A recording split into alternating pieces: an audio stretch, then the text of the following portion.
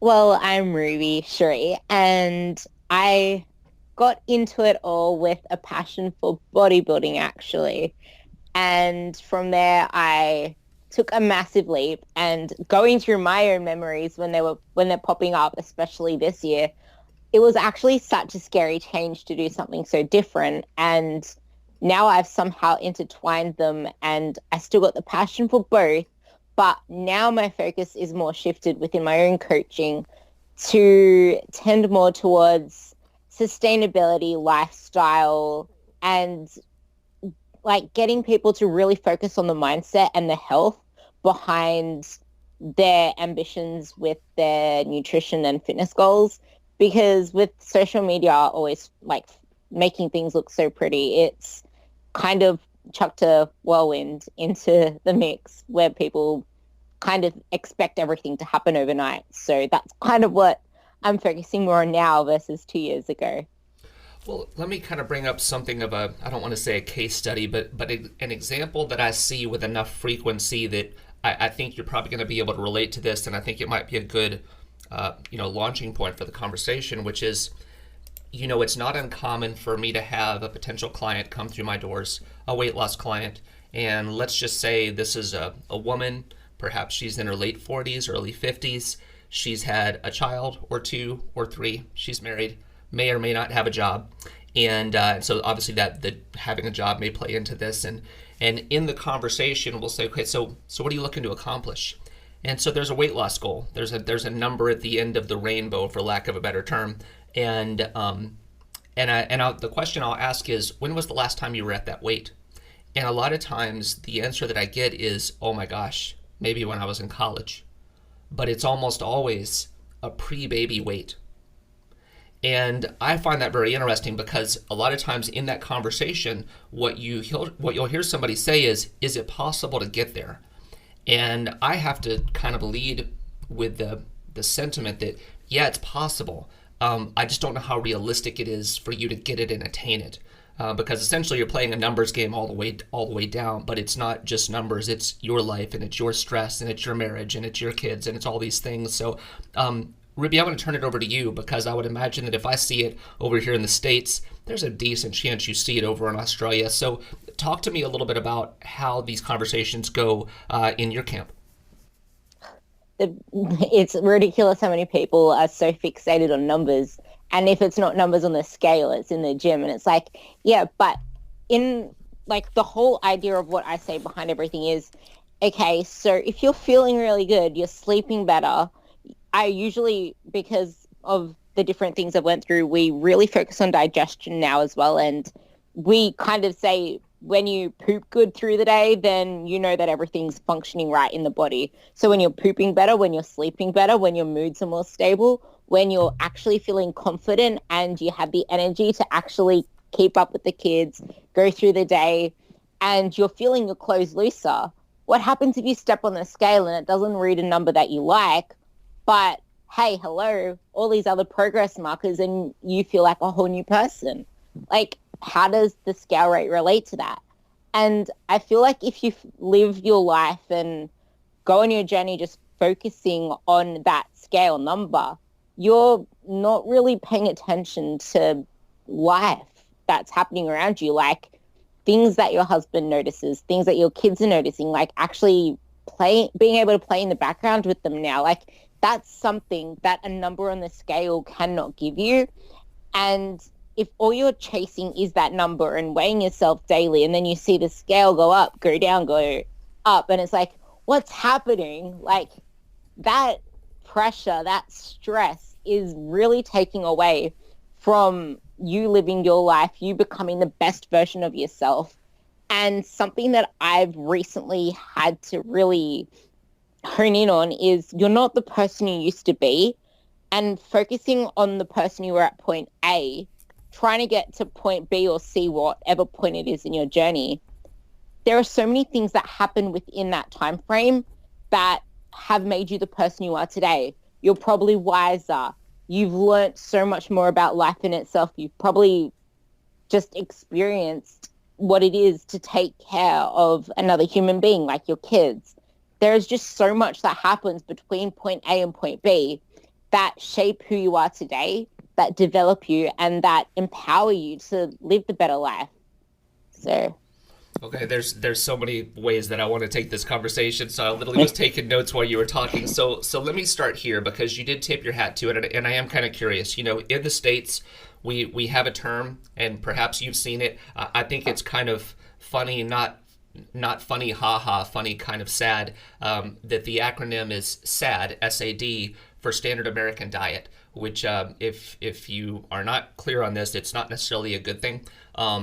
So when we look at standard American diet, a lot of times it's the portions are too big, the quality is not great, and that's kind of where things have gone. So when you're working with a client, especially when they're just getting started off, and you're trying to work on digestive health, what are some things that you do to help them cross the bridge to better digestive health and essentially more regular bowel movements? a lot of the time, if you ask someone how much do you drink in a day, they probably would not even be able to tell you because it is that little that they're just all clogged up. They're not like, you know how much water and hydration is paramount to feeling better, to actually having like strength, feeling clearer skin, your hair is more lush. And if you look at a standard day, how many veggies and how many colors are on their plates? Pretty much none. And you can get them to just start taking photos of their food and sending it to you. And it's just like, how many different colors are on your plate today? And you can just start by trying to get at least 3 colors on their plate. Start by getting them putting grapes in the freezer. It's like having lollies. They can snack on that instead of snacking on their kids' bits and pieces of crusts and whatever else. Like, actually challenge them to get as many colors in their day as possible. And then they'll start finding that, oh, you actually poop today? That's so great to hear. Like, we're getting some fiber in your diet. Oh, you're actually drinking more. You're feeling fresher. You're more awake. It's like, actually start taking notice of all of these markers that you wouldn't ever think about. Like, you would not usually think about how many times you poop in a day or think it's normal. You might think it's normal to like poop every second day. But then as soon as they're like, oh, I'm actually getting more regular now. I feel really good. My digestion's really good. And just by focusing on how you feel versus how you look, that's really where you can start to take the process forward, because those feels, they actually link to deeper emotions, and food isn't about food. It's about emotions. And then once you can link that good emotion to good food, then that's why my quote now with my girls is good food equals good mood. I like that. And what I also like that I want to kind of bring note to is in that conversation about digestion, you're not probiotic, which not that it's necessarily a bad thing if you take one, but that's not, you're not coming at this from a supplement route. You're coming at this from a whole food route. So it's not, this is the supplement that you should take to get you there, unless of course that supplement is a for lack of a better term, a natural source of fiber.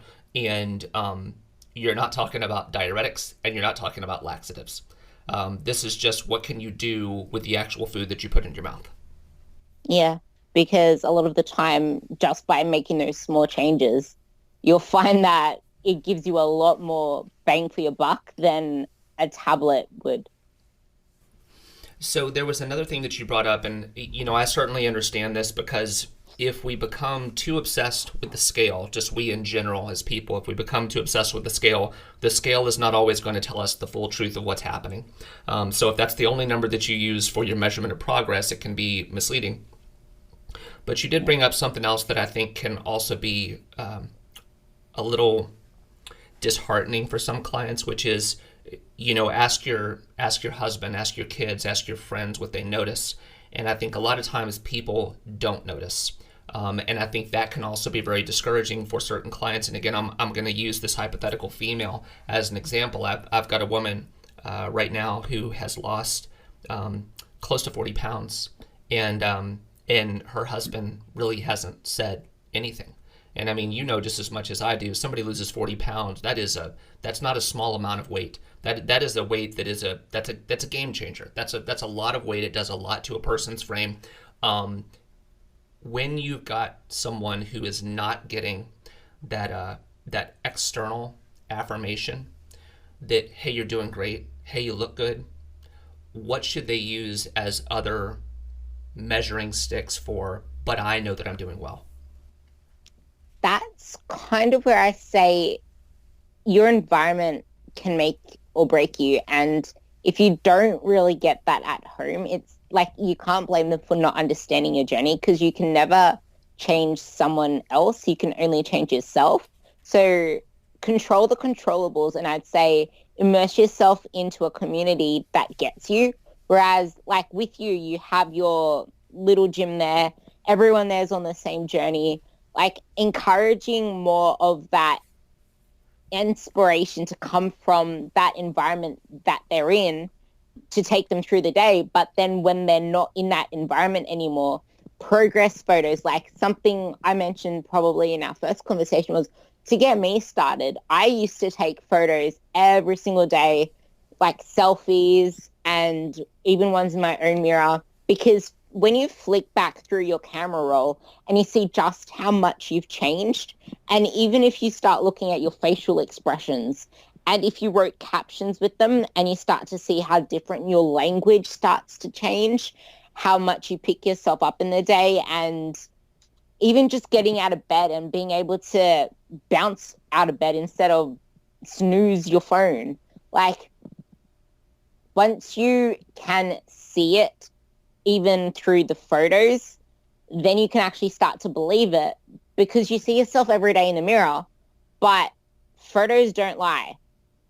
And especially when someone loses 40 pounds of weight, clothes don't lie either. Like clothes are one measure that I usually put all over my social media whenever clients say that their clothes are fitting loose now, because that's something that you just can't deny. Like you can hold it out and say, I did not fake this. Whereas if you're saying, I just see it, then okay, sometimes you might have one day where you feel really good and see yourself looking fabulous, and the next day you feel fat and you see yourself as fat, but clothes will never lie.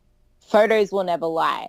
So taking different measures of progress where you really cannot doubt yourself and putting yourself more into that environment of people on the same journey as you, same mission as you, same mindset as you, that's giving you positive reinforcement not only away from home, but within your own mind, let alone your own house as well. You raised some really interesting points that I want to come back to just to highlight them for a second, which is, and I don't know that I really thought about this until you said it, I love the concept of going back to pictures of yourself when you were a heavier weight and the facial expressions, because generally speaking, if someone's not feeling good about how they look, you're going to see that in the body language. So maybe the smile isn't as radiant, or their self-talk isn't great, or whatever the case is. So the caption under the picture may not be something that really shows the reflection of the person that you want someone to see. But when they're doing that before and after comparison, they can start to see a pretty dramatic difference. And I have a client off the top of my head who I think does a really great job of this. She's constantly referencing back to pictures of herself before she lost weight. And she always notices things like how colors made her stand out, or certain colors that she wore specifically because she thought they did a good job of disguising her figure. And as she's lost weight, she's become a little bit more confident in the colors that she wears because, again, they highlight something that she's happy about. I think it's a really, really good tool to use. Yeah, and you'll also notice their posture changes. They won't be as hunched over, they'll be standing up with more vigor. Yeah, oh, 100%. So there's another part to this too, because again, I'm going to assume this is something that you see with your clients, but when I sit down with clients before they've ever paid me any money at all, just when we're in consultation and just trying to figure out, here's your point A, your point B is over here. Here are some paths that you can follow to get to that, that desired goal. I try to offer several different options because some people do respond to calorie counting and some people respond to, pattern changes and things like that. If I told somebody, hey, listen, can you put a hard stop on the things that you eat after dinner because that tends to be where things go wrong, whatever those things are that the person resonates with. A lot of times what I'll see people do is once they get that first little bit of progress, they start to get a little bit more, for lack of a better term, ambitious with what they want to do. So they start doing things that are a little bit more aggressive, and they figure, I'll just kind of throw a number out there, that if their goal is 1,500 calories, can I get by at 1,200? Can I get by at 1,000? That way I can get to my goal faster. So talk to me about when you see clients do this, where it backfires and why it backfires. I've probably have only seen it once, but the case really highlights what you're trying to allude to, where they started realizing the numbers were going down in the gym because we track that. And then they were wondering why they're having trouble sleeping. And then because I also check in on how their libido is going. And then they were saying how much they just plunked out way too early and they didn't feel they had that same energy that lasted throughout the day, and then they wanted more naps and their steps were down and they didn't feel like they could get through the whole session. And I'm just like, something isn't lining up. And then I looked back at their food log and they were skipping one of their snacks, which was one of their high protein, high carb snacks. And I'm just like, why are you skipping that? And they're like, because I'm not hungry for it and I felt like I don't need it because then I can just drop the weight faster. I'm like, it doesn't work that way. You need to fuel yourself. You need to nourish your body so that you can actually perform the same activities. You can expend the same energy and your metabolism doesn't respond in the way that you expect it to. You have to slowly lure it down. Otherwise, you're going to bottom out and you're going to be taking away from other aspects of your usual tracking that makes it hard to really balance things up. So you need to be patient with the process. Otherwise, you'll burn out too early.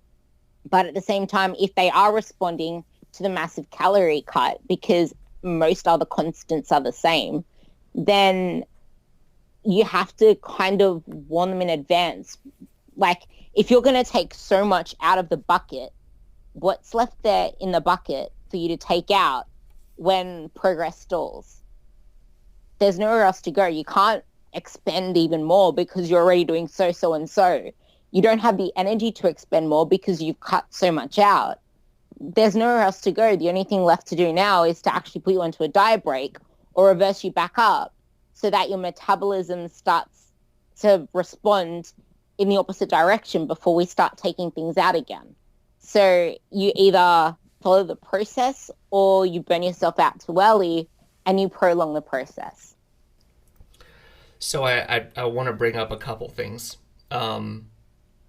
And I think I'm going to go a couple different directions on you while I'm thinking about it. So one of the things that you and I had spoken about before we got on the call, just in conversation about where we wanted to take this topic, is something that I see a lot of.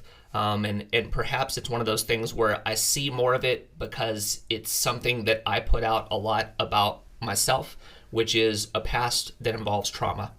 And when we look at people's responses to their self-image, responses to what they want out of or what they're trying to seek through a diet or their physique goals, is that there's some kind of link to trauma. And that trauma can be anything up to and including a history of substance abuse, neglect, rape, molestation, all of these things that I think a lot of people are uncomfortable talking about. But when you have a close connection with a client, you invariably may hear. And I bring this up because literally just yesterday, I was having a conversation with a potential client. And this is someone who I've worked with before, who has been on a decades-long journey of trying to lose and maintain weight loss. And this individual in particular has lost and regained over 100 pounds twice. And so they're back up to not necessarily their heaviest, but up in that range of close to their heaviest. And they said something really interesting yesterday, which was, when I grew up essentially in poverty, and I did not know where my next meal was going to come from. And so now I have this great life by a lot of people's definition. I make plenty of money. I could basically do anything that I would want to in terms of a daily need. You know, if I wanted to go and buy XYZ, I could probably buy it within reason. So I never have to worry about what my next meal is going to be. And part of my problem is that I deny myself nothing. And I thought that was really fascinating because I don't come from that same background, so I don't view food through the same lens. But I do want to kind of get your take on this, because if trauma is what's informing our dietary decisions, how do you help people make healthier choices? That trauma is probably the one thing that's the closest thing to me right now, because I see it way too often. And the predominant one is people just don't feel like they deserve it. What they like, they don't deserve it. They don't deserve a better life. They don't deserve to change. They don't feel good enough. They don't feel confident because they don't feel good enough. And any progress that they make, they don't feel like they're worthy of even the smallest amount of progress. And it can stem from past relationships. It can stem from the smallest of things that their parents say or that teachers say, and it just lingers with them. And in a case of poverty, it'll be that they're so used to having nothing that they don't feel they deserve their new life. They haven't yet really like realized that they created this life for them. They deserve it. They deserve to live that life of abundance, but they still live in a life of scarcity. And it might take a few counseling sessions. It might even take EDMR, which is the eye displacement therapy. Like, they cannot go on without revisiting, facing, and breaking down that trauma that they went through. Otherwise, they're going to keep facing that same self-sabotage of, I don't feel capable, I don't feel worthy, I don't deserve to be in a better place. And then they can start making the progress, and there would always be that point where they just can't go that further step because those intrusive thoughts come back. They don't feel worthy. They don't deserve this. And it can really haunt you. But until you face that place where you used, like that person you used to be, and truly visualize the person that you want to be and acknowledge your achievements thus far and know that you made those through your own grit. You are capable and you do deserve this. And until you can get grips with that, it's just going to keep revisiting you. And I have one person that keeps never feeling good enough. They don't like voicing any opinions. They like being quiet. They're always shy. They always doubt themselves. Whenever they're faced in a public domain, they start rambling off because they don't feel like they deserve to be in that place. So it can really be a bottleneck until they do get that outside help or even start working it on themselves. But it really does need a professional eye and a professional one-on-one work through to break down the trauma to get them into the next place, because the self-sabotage won't leave them until they are worthy. They see themselves as worthy. They see themselves as that person that can truly become the best version of themselves. There was something that you brought up earlier, and I want to come back to this because I know that I still I still hear this in conversation.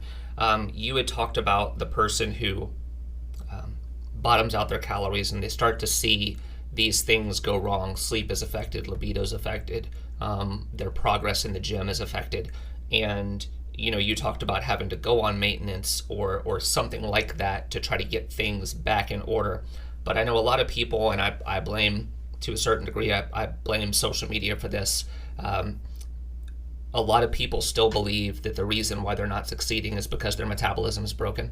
And so what I see is that they are more apt to do the aggressive diet, because they're like, well, I tried this thing, and this thing over here seems sensible, but sensible doesn't work for me. So I think I need to do the extreme thing because my metabolism is broken, and that's why I'm not losing weight.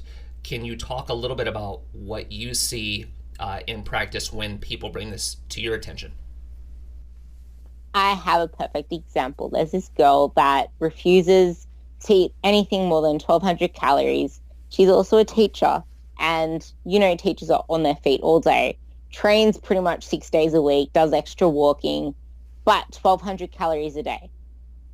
And she's been on this for ages. She's done 1,000 calories. She's done 1,400. She's done 1,200.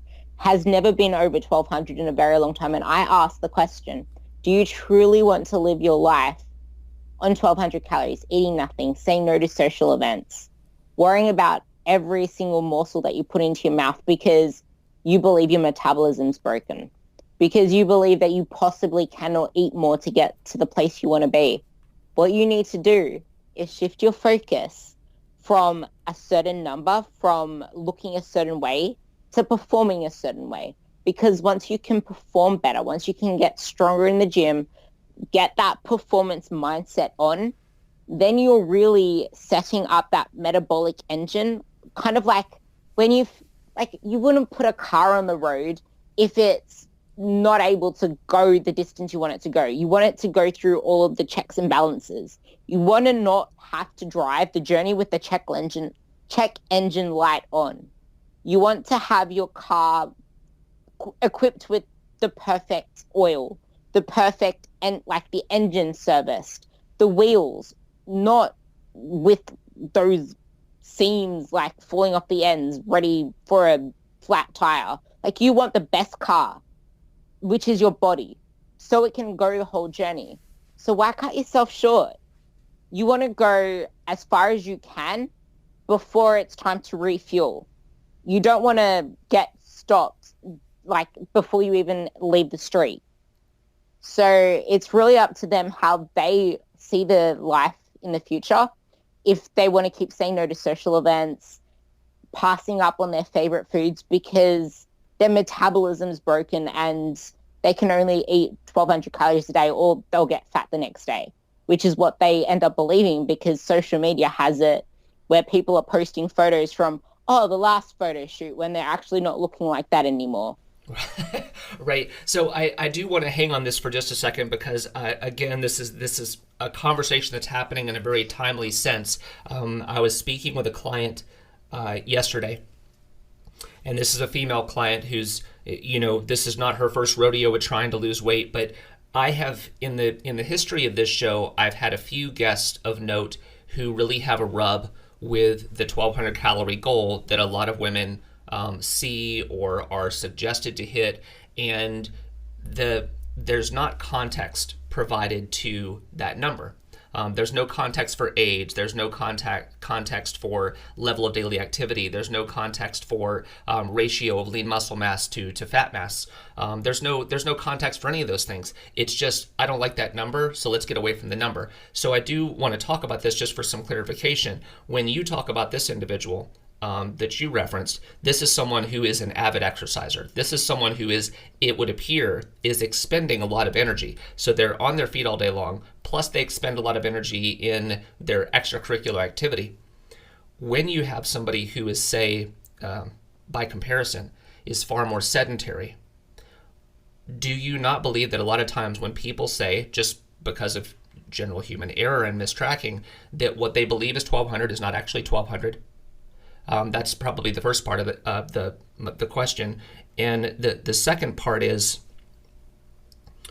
when is it okay to cycle the calories differently in terms of, do you think that you could reasonably hit a little bit less on the weekdays when it's easier to hit it, and maybe give yourself a little bit more room for luxury on the weekends, as you say, to have more of a social life so that you can boost the calories a little bit more and still have the same weekly total for calories?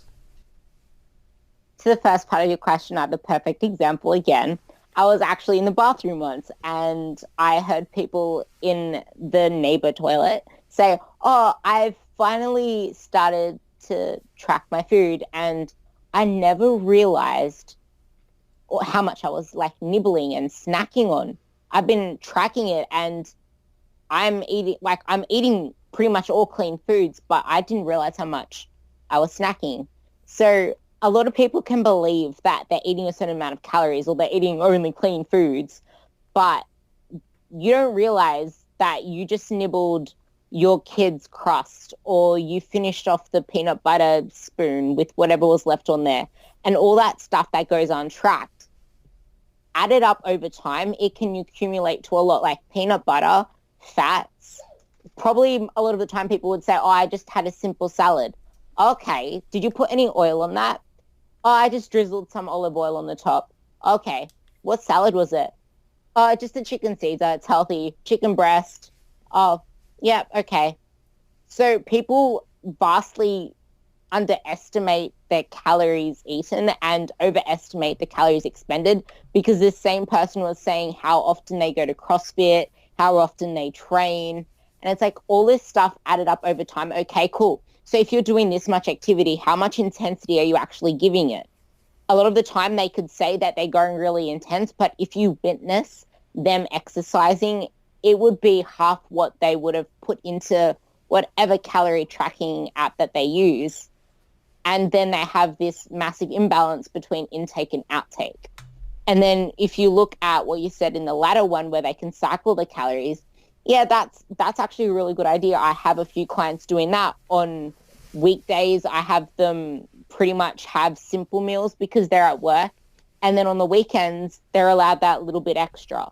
But at the same time, do you still really want to be living on such little foods that you truly don't feel satisfied? Because there is a point where you can get yourself to a reasonable maintenance of eating food where you're not eating pretty much rabbit food all day.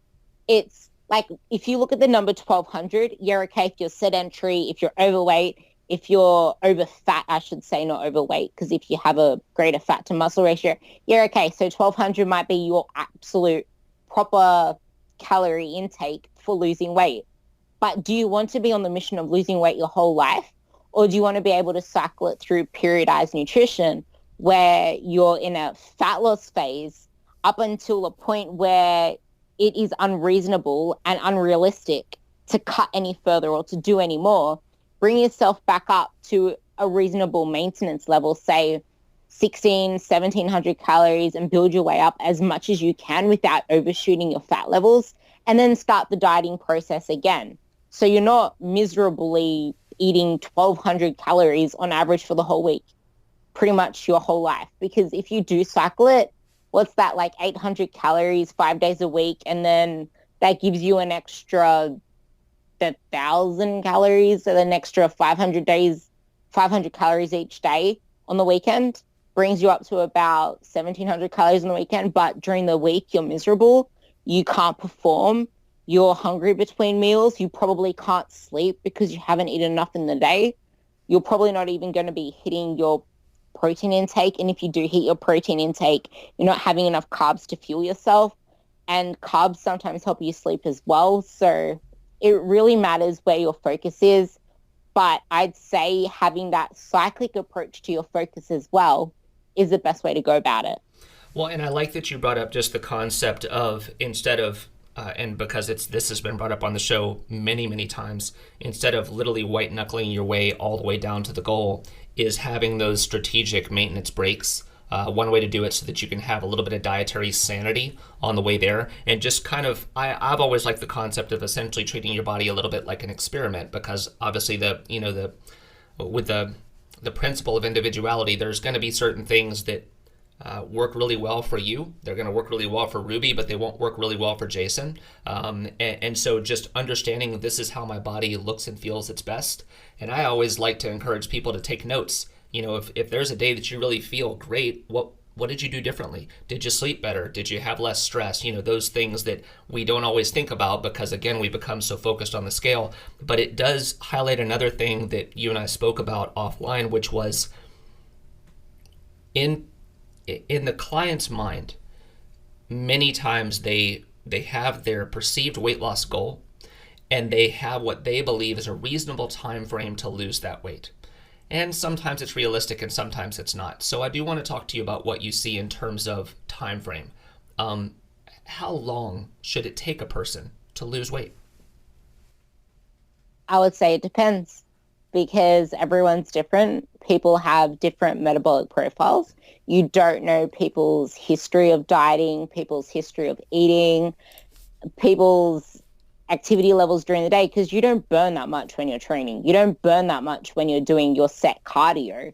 But in your day-to-day life, when you're walking about, like look at someone who's a laborer or someone who's a teacher or someone who's a PT compared to someone who's a desk worker. They would burn up like probably around 1,000 calories more, 800 calories more, probably 1,200 calories more, depending who you compare.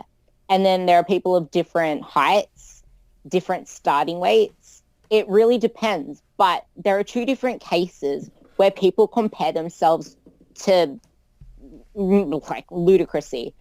People that are competing or that have a set date, so they're going to drop weight fast. And then those that are doing like 12-week challenges, those that are doing the slim fast or whatever herbogenics or life or whatever they decide to do. Yeah, okay, cool. Congratulations, you lost all that weight in 12 weeks. Tell me what happens next. I love that question. I love that question. What next? Literally, what next? I got what my mentor tagged me in this really amazing study where they did a 3-day overfeeding experiment, and this people that were studied, they were untrained and they actually lost weight in a massive overfeeding study over 3 days. And my question was, cool, what next? Oh, and they were untrained. And you don't really know much about them. Like they could have been severely dieting and then give them this big boost of calories. Oh, cool, they're moving around much more. Like I know, for example, me, when I got my carbs increased a lot, like I went from 180 grams of carbs to 320 grams of carbs. I was sweating profusely.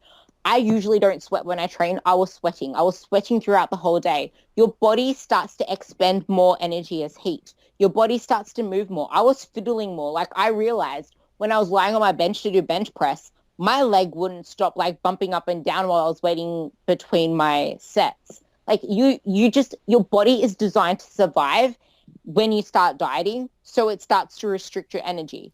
And then when you go in is that because carbs turn into sugar and sugar is addictive like heroin? Is that why you were shaking? Yeah. I was drinking the sugar from the packet. Sorry, I had to throw a snarky dig in there somewhere. No, you're good. Go ahead. When people say sugar's addictive, that's a good one to use. Yes, it's insane when people don't realize just how adaptive the body is. Like the metabolism isn't stagnant. The metabolism can't get broken. It is dynamic. So if you starve it, okay, cool, your body's going to try and survive. If you feed it, your body's just like, what am I going to do with these calories? It starts expending, like, especially when it's a short-term study, it's going to do whatever it can to try and find that homeostasis. So it'll be burning more. You'll have more energy. You'll be bumping up and down like the Energizer Bunny. You have to always ask, cool, what happens next? I don't give a shit about the after photo. Where's the after photo? Right. Ruby, it's so true.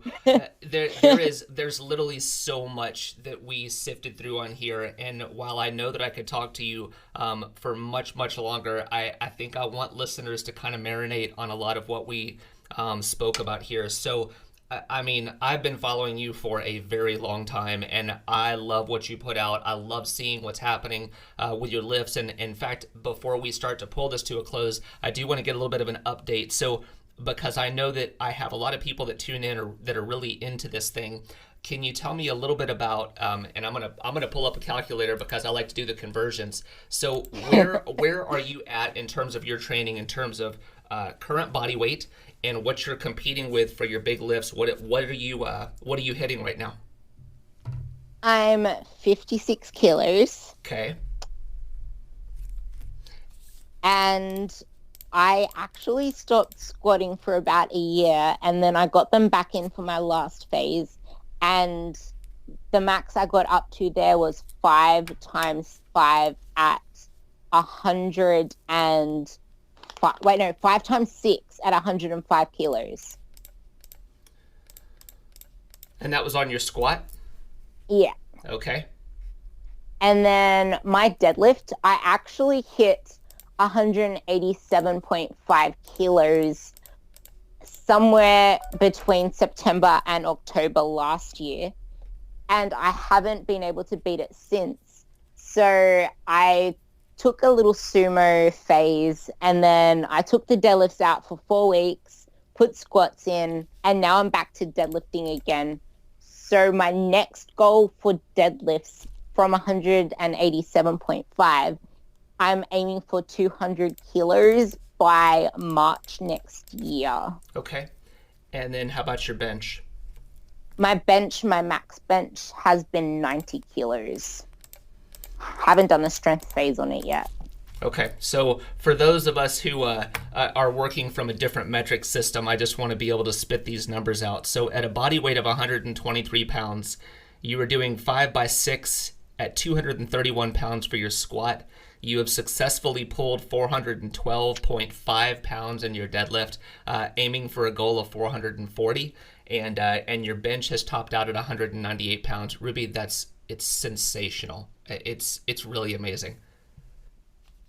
Thank you. And I guess I guess that reinforces how long it does also take to make progress, because I've been stuck on my deadlifts for that time period since last September. So be patient and know that the game that you play is for longevity, and you don't want to pull a tendon or a muscle or something and have nothing left to give, pretty much. Yeah, and for the record, those who don't follow you, Ruby is not afraid of a nosebleed.